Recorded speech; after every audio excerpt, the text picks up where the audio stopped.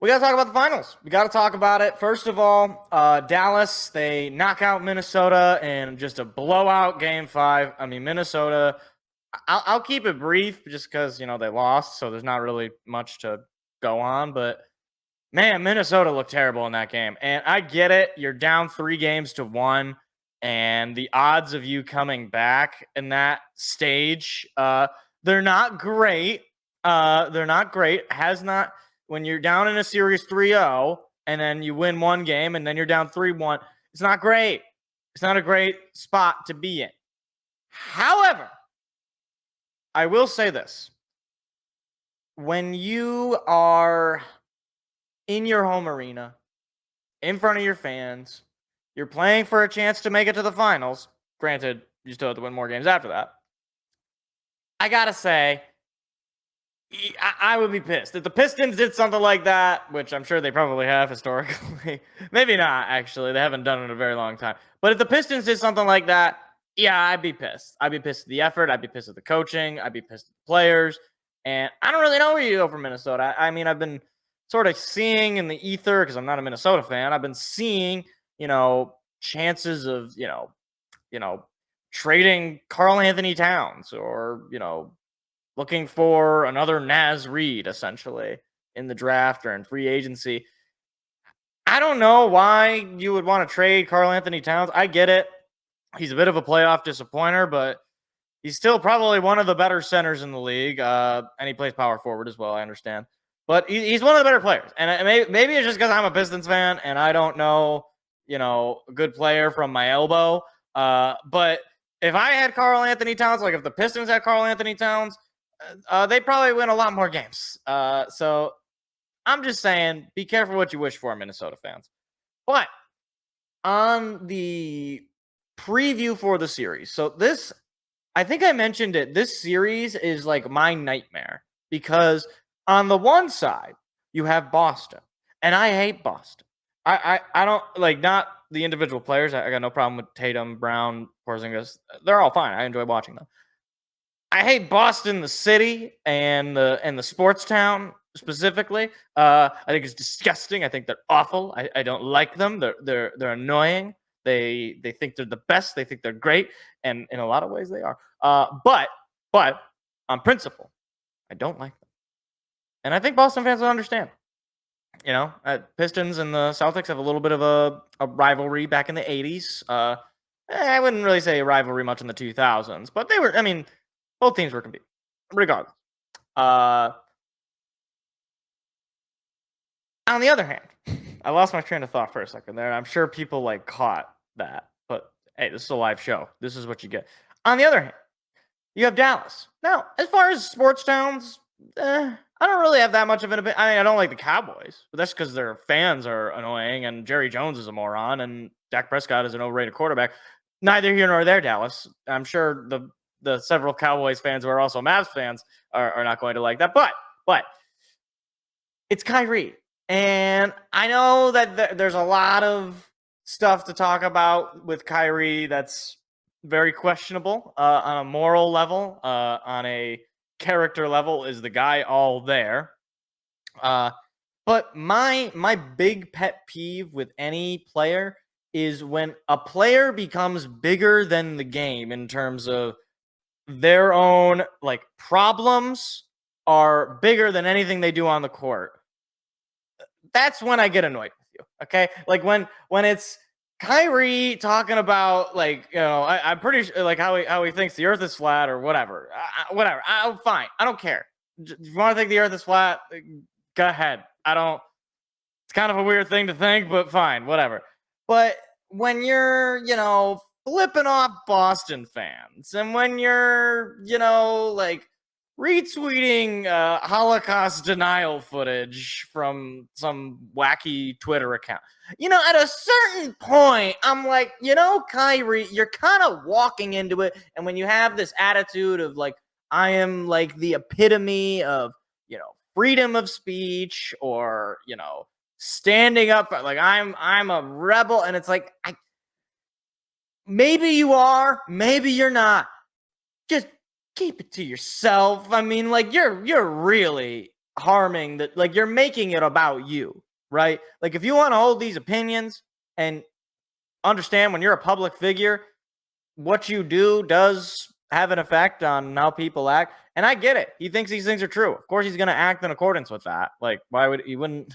He wouldn't retweet the Holocaust thing if he didn't think there was some truth to it. I don't really know what's in his heart. I don't really know what's in his mind. I imagine not a whole lot.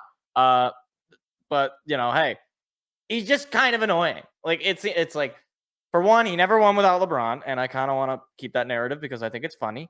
And like, he goes from, obviously starts with the Cavs, he wins with LeBron, then he's going to Boston, then he's going to Brooklyn, and now he's here, and he's like constantly everywhere that he goes, right? I guess minus Cleveland. Although he did kind of leave LeBron in the dust there a little bit.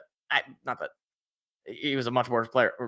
I say this, he's a much worse player than LeBron because LeBron is a much better player than Kyrie.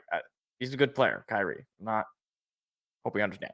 But it seems like everywhere this guy goes, and everywhere by the end of it, it's utter chaos. It's not great. I mean, you look at the Nets, not great.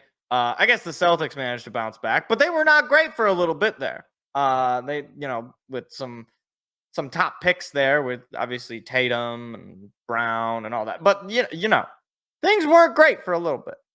And I don't really want him to win. I do like Luka. However, he's kind of waning on me a little bit. Like the constant trash talking after games, the kind of crudeness of it. It's like, it gets a little much. But ultimately, I feel like I'm just like talking about how much I don't like these teams.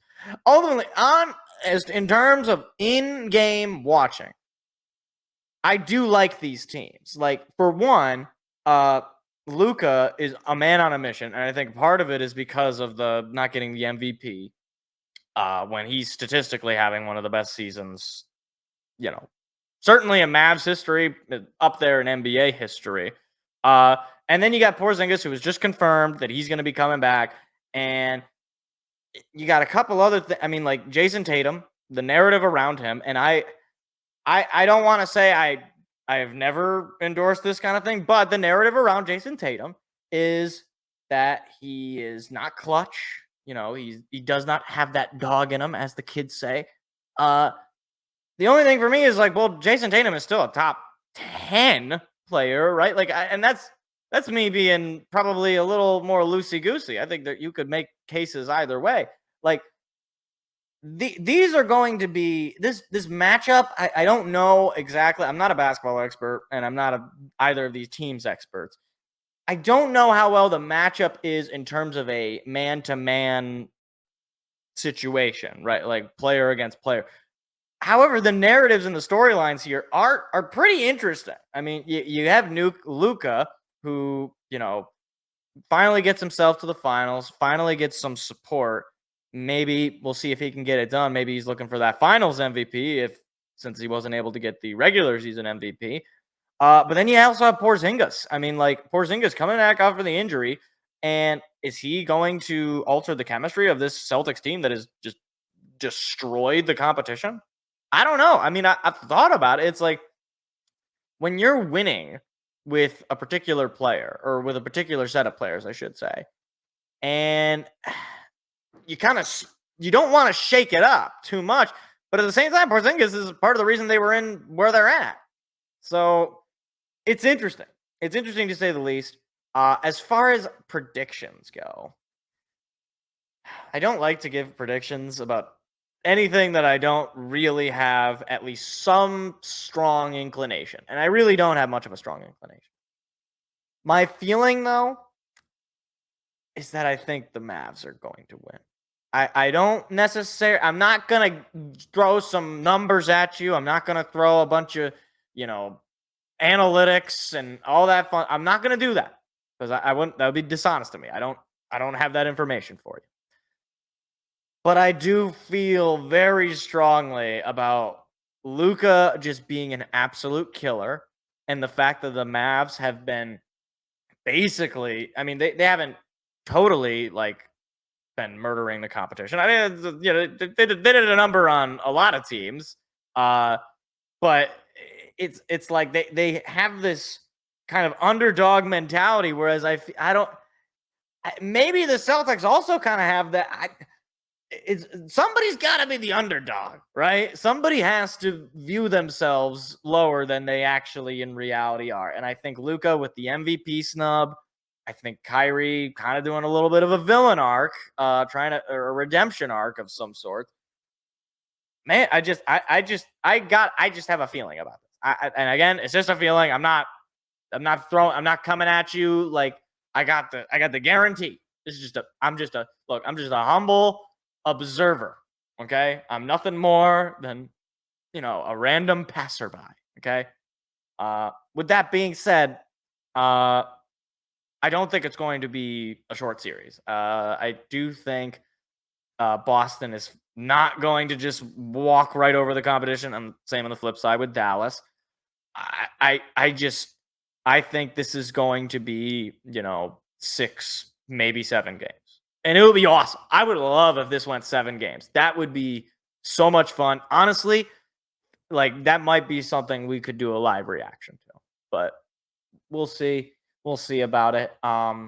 With that, I think as much as I do sort of think Dallas is going to come away with the win, frankly, I don't see either side as being particularly outmatched, as opposed to last year where, the Heat went on kind of a miracle run and you kind of saw just how much of a mismatch it really was.